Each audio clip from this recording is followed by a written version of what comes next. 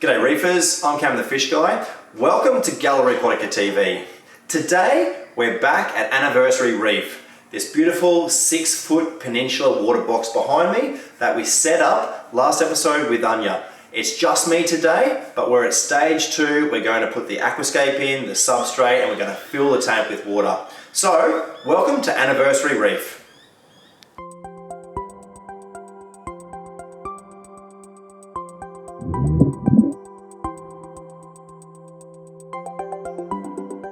We're going to start today by putting in our rock. Now this is the rock that Anya unpacked in the last episode, and I like to have it laid out in front of me so I can see exactly what pieces we've got. So when we're building the Aquascape, we can choose the pieces. I'll probably put most of them straight in the tank to start off with, and we've also got our epoxy, our DD epoxy, which we're going to use to secure the rock.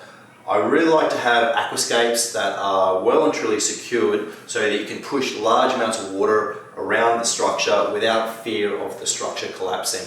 But we're going to start by putting our substrate in the tank. We've got 20 kilos of Serenity coral sand.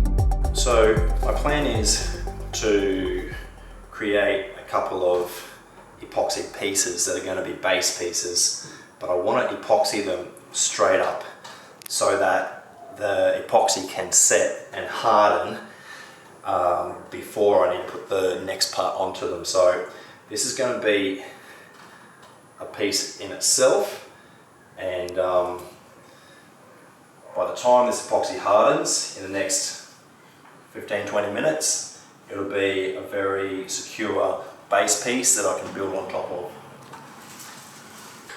One of the great things about these ribless tanks is there's so much space to work in. It's so easy to access the Aquascape. It does make it a lot easier, and you'll notice we're doing the Aquascape before the water goes in.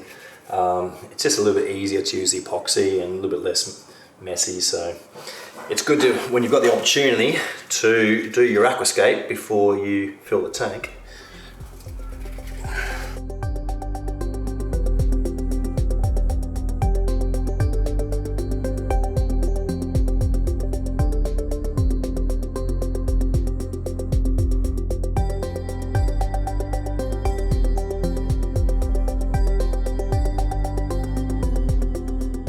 So whilst we're just letting some of the epoxy on the rockwork set and harden, I thought I'd take this opportunity to install the return pump. And I think I showed it last episode. We've got a Vectra L2, and what I've done is I've installed a couple of a hose tail into a bush that sits in the coupling, and that's been glued with PVC cement. I've got the top part which is going to screw in place, and what I'm going to do is measure or line up the soft plastic hose that you get with the Waterbox and make sure I've got the perfect length of hose for the hose tail onto the tank plumbing.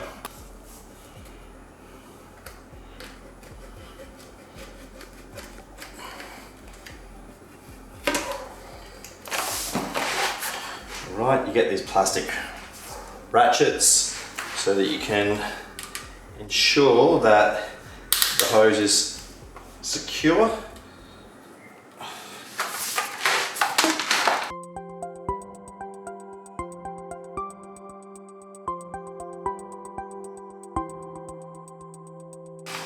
So I'm just struggling to get the soft plastic tubing on.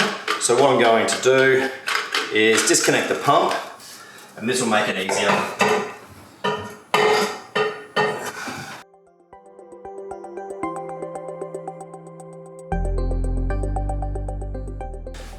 So this is perfect.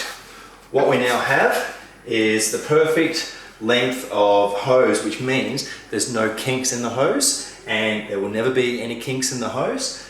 And it also, I haven't secured it at the top yet, it also has no metal parts. There's no metal hose clamps. It's a perfect run of water from the return pump. And the return pump, the Vectra is sitting nice and level, and it's not going to move or vibrate on the glass.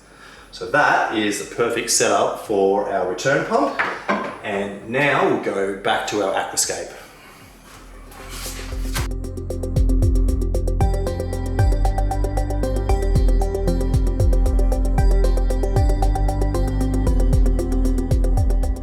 The main thing that I consider with the Aquascape is, of course, the overall aesthetic. And my plan was to have the Aquascape taller towards the wall end and shorter and a bit more open down the other end. But the other thing that I'm considering is the water flow. We're going to have two MP40s, wave makers, one on either side of the overflow box, and they're going to be pushing water down here in a pulsing manner. So we need to think about what sort of corals are going to be placed where.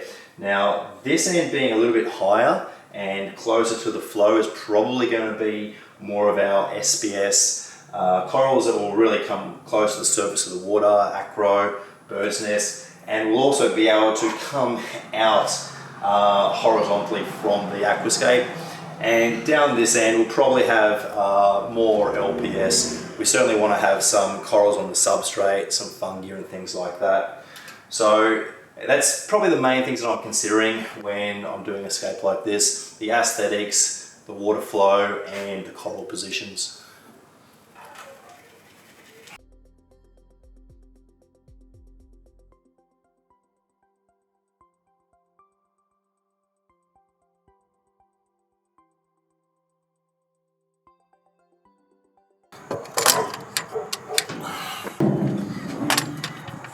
We're down on the road next to our IBC on the trailer, and the way we pump our natural seawater into the tank is with a Davy pump, and we use these modular hoses, and each length is about 15 meters long, and they've got a female and a male cam lock.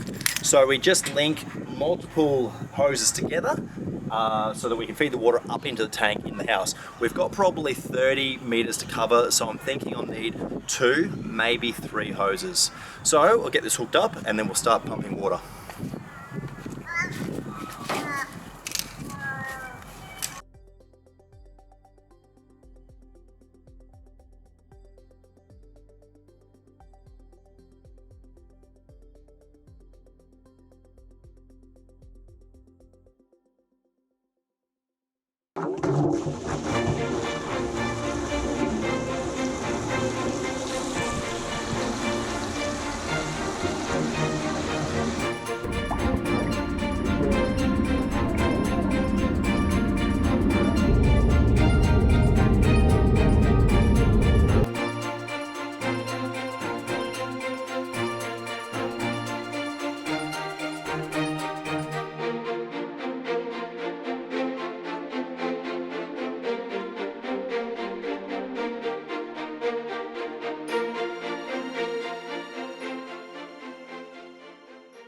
We've filled up the tank and the water is flowing down into the sump. Now I've turned on the return pump, so let's have a look at the sump and see what's happening down there. We're down underneath the tank looking at the sump, and first thing I'm looking at is the water level. I think I've filled it a little bit too much, so I'll drain some water out. But before I do that, I want to start with the tuning of the drainage system. Now you can see we've got this red gate valve, and I also noticed there's a heap of bubbles coming down the primary line. Now what I'm going to do is just a couple of quarter turns, close off this gate valve, and what this is doing is it's reducing this drain, the primary drain's ability to put water into the sump, and so that means the water level in the overflow box will go up. And I want it to go up to the point that the bubbles stop, so 2 more quarter turns. it's always best to tune your overflow system over a period of time. It generally can take 5 or 10 minutes because you want to give the tank a period of time to adjust after every turn on the gate valve. So a couple more. And we'll have a look up the top as well, but we'll know that we've properly tuned this overflow system when we've got no bubbles in the overflow system or minimal bubbles, and we don't have that gurgling noise you can hear up the top.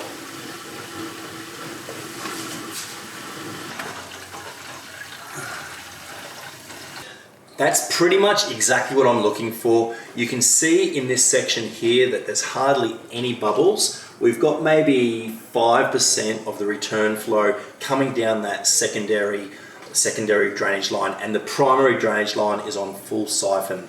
So that's excellent.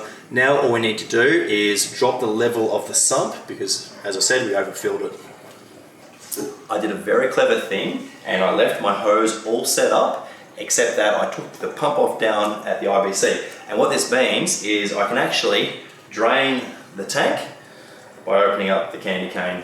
So I'm just watching the water level in the sump. It'll take a few seconds to react after I open this up, but I'll use this to drain the water out of the overall system, and we'll see it in the sump level.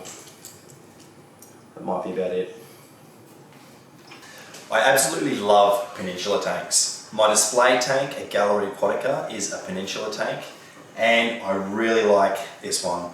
This Waterbox is beautiful, and one of the things it has that my display tank doesn't have is this beautiful rimless Starfire glass, and that makes a huge difference to a Peninsula tank because you have 2 panels of glass to see through. So the extra clear Starfire is a really good idea and something I really appreciate. This tank has only just been filled with water, but it is absolutely crystal clear.